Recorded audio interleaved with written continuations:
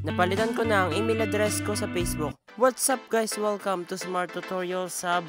And for today's tutorial ay tuturong kayo kung paano magpalit ng email address sa Facebook this 2025. Ito ang new way. Pero bago tayo magsimula ay huwag kalimutang pindutin ang like, share, and subscribe. Una po of course ay pumunta sa FB Lite or sa Facebook app. In my case ay Facebook Lite. Then pindutin po yung 3-line icon sa taas. Mag-scroll down at pindutin yung setting and privacy. Sa setting and privacy, pindutin po yung settings. Sa settings ay pindutin po yung see more in account center. Dito naman po ay pindutin po yung personal details. Dito naman po ay pindutin yung contact info. Tas dito po ay pindutin yung add new contact. Then pindutin po yung add email.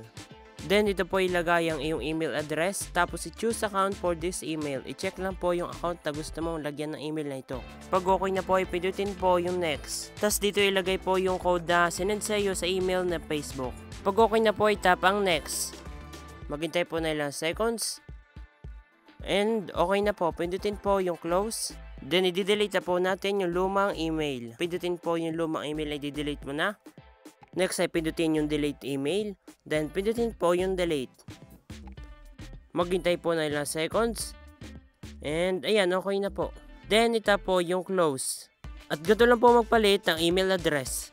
Thank you for watching, at kung nakatulong ko makapagpalit ka ng email address sa Facebook ay tulungan mo naman ako. Pindutin mo ang like, share, and subscribe at panoorin ang next tutorial. Thank you!